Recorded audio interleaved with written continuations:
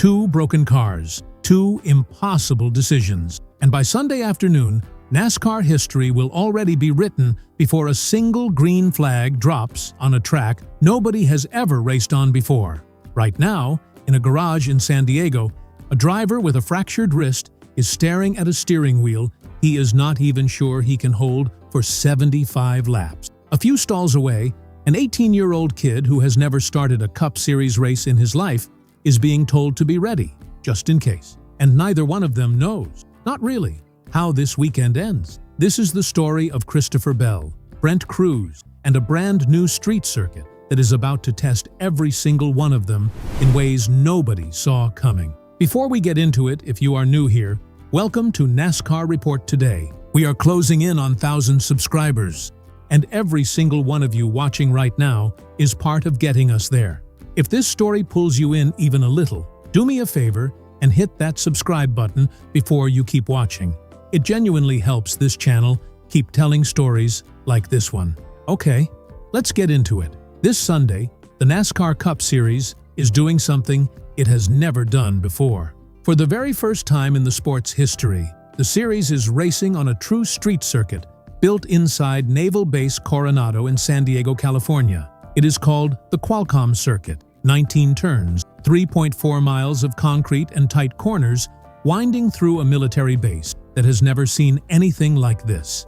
The race itself is the Anduril 250, 75 laps, and every single driver in that field walks in with exactly 0 laps of real race experience on this layout. For once, in a sport built on decades of muscle memory and track knowledge, everybody is starting from 0. You would think that would be the headline, a brand new track, a clean slate for 39 drivers. But the 2 biggest storylines heading into Sunday have almost nothing to do with the circuit itself. They have everything to do with 2 situations that have been quietly building for weeks. And now, on the biggest stage of the season so far, they are colliding. Let's start with the one that started with a kid's name being said out loud by Denny Hamlin himself. Connor Zilisch is 20 years old, and if you have followed this sport even casually over the last year, you already know his name. He came up through the O'Reilly Auto Parts Series and won 10 races as a rookie. 10. That is not a typo,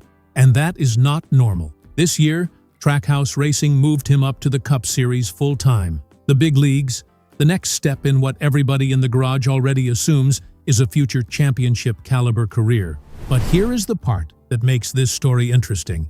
Even after stepping up to Cup, Zilisch never really left home. He has gone back to JR Motorsports 7 different times this season, climbing into the #1 Chevrolet whenever his Cup schedule allows it, splitting time with another young driver named Carson Kvapil. And it has not been some nostalgic side project. Zilisch has been winning in that car. Bristol, Watkins Glen, real wins against a full-time O'Reilly Series field that is not exactly rolling over for a part-timer. So naturally, heading into the first ever Cup race on the Qualcomm circuit, you would expect Zilisch right back in that #1 car for Saturday's O'Reilly Series Race 2, right? Wrong.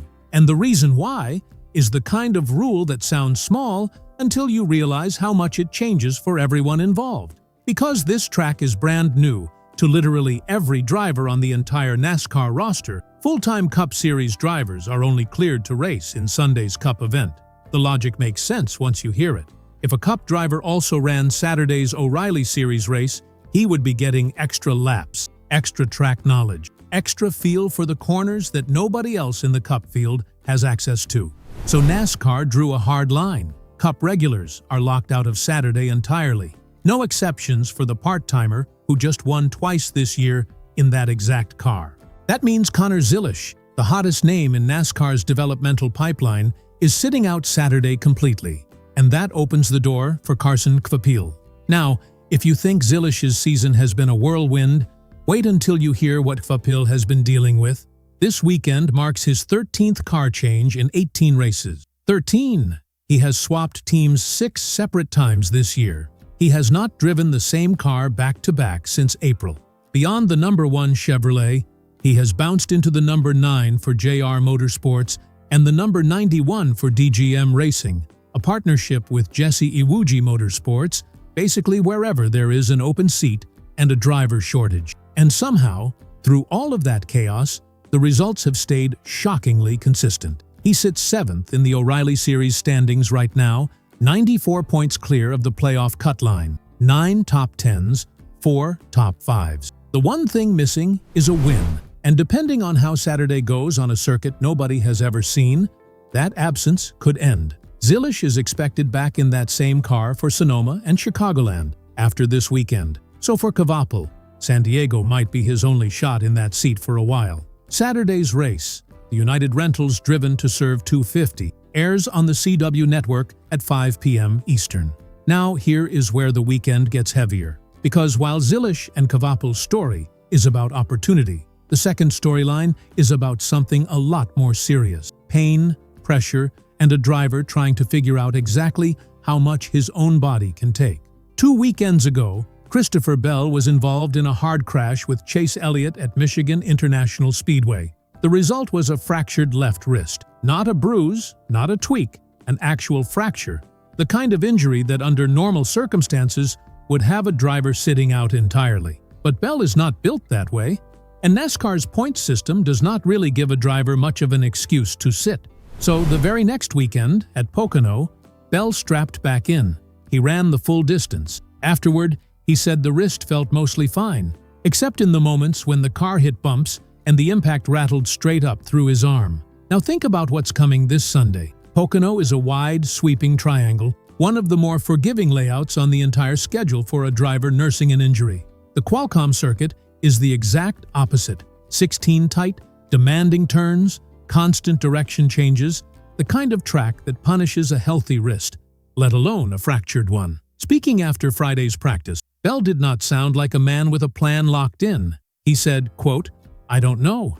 That's going to be a decision that we weigh out as it unfolds. We haven't made the decision yet, and I think it's going to be a game-time decision. A game-time decision on a brand new, unforgiving street circuit with a wrist that is barely 2 weeks into healing." Bell went further, admitting just how dangerous the situation really is. He called it a very high-risk racetrack and said he cannot afford any setbacks this early into his recovery.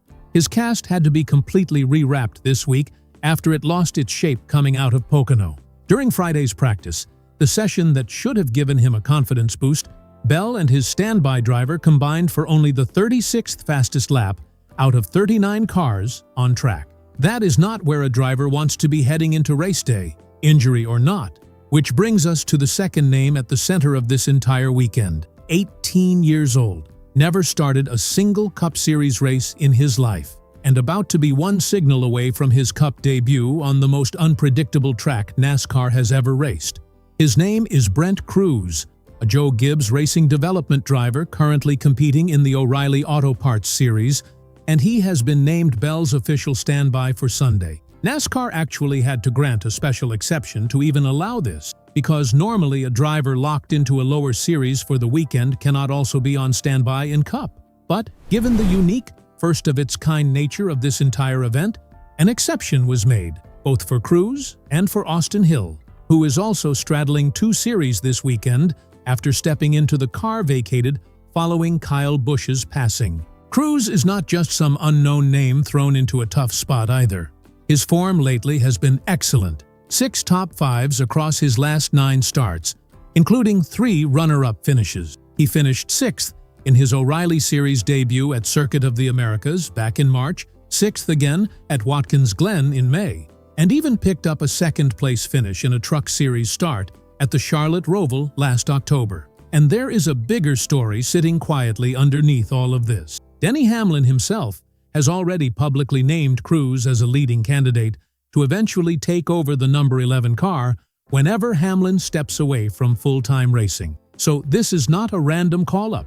This is a driver the organization already sees as part of its future, potentially getting thrown into his Cup debut under the most pressure-filled circumstances imaginable. During Friday's practice, Cruz actually climbed into Bell's car for several laps, partly to give him real seat time, and partly, you have to assume, to see what he could do. He came within 0.05 of a second of matching Bell's own best lap, on a track he has never seen before, in a car that, by Bell's own admission, the team is struggling to get right. Speaking afterward, Cruz did not sound like a kid trying to push his way into someone else's ride. He sounded almost protective of Bell, saying it sucks for sure, but that he and Bell go back a long way through dirt racing, and that being able to shadow him through all of this has been valuable regardless of how Sunday plays out. Bell, for his part, said almost the opposite of what you would expect from a driver fighting to hold on to his own seat.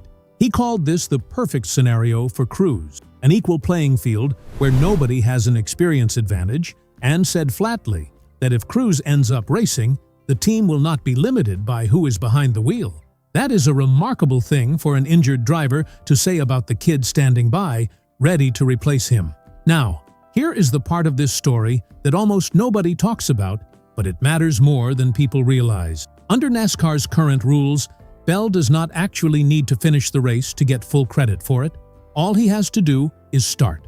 If his wrist gives out on lap 10, lap 30, lap 60, it does not matter. Brent Cruz can climb in, finish the race, and the points still go to Bell's number 20 car. Bell currently sits 10th in the Cup Series standings, 70 points above the playoff cut line, a position he very much wants to protect heading into the back half of the season. So when you really sit with it, Sunday in San Diego is not just a race.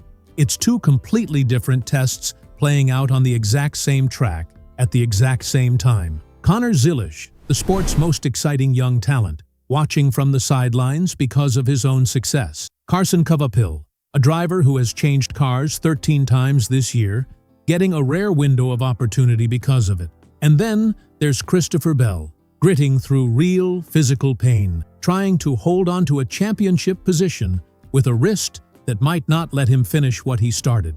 While an 18-year-old who could be racing for Joe Gibbs Racing's flagship car someday sits one radio call away from his own Cup Series debut. Friday's practice gave a small preview of where things stand competitively too. Kyle Larson topped the session with a lap of 2 minutes, 16.588 seconds, an average speed just over 89.5 miles an hour. Todd Gilliland, Ty Gibbs, Zilisch himself, and Carson Hocevar rounded out the top 5. Shane Van Gisbergen landed 8th. Austin Hill, now racing the car left behind after Kyle Busch's passing, was 9th. And in a quieter but still meaningful storyline, Formula One veteran Kevin Magnussen made his NASCAR Cup Series debut appearance in practice this weekend too, in the number 91 Trackhouse Chevrolet, finishing 29th fastest in his first real taste of stock car racing on American soil. Bell, even compromised, even 36th fastest, said he is hoping for the chance to come back to this circuit someday at full health,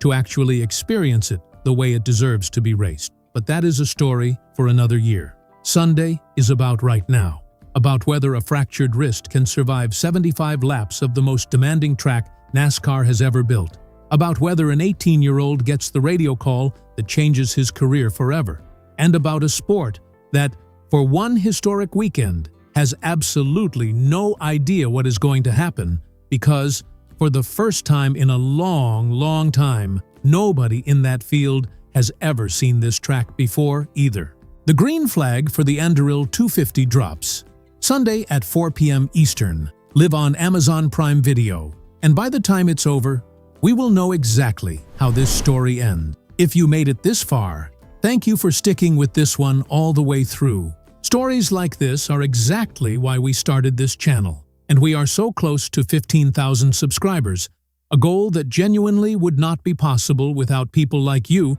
choosing to watch until the very end. So if you have not already, hit that subscribe button right now. It costs nothing, and it means everything to a channel like this one. Drop a comment and let us know. Do you think Christopher Bell makes it the full 75 laps? Or does Brent Cruz get his Cup Series debut sooner than anyone expected? We will be back with the full breakdown the moment this race is in the books. Until then, this has been NASCAR Report Today, and we will see you in the next one.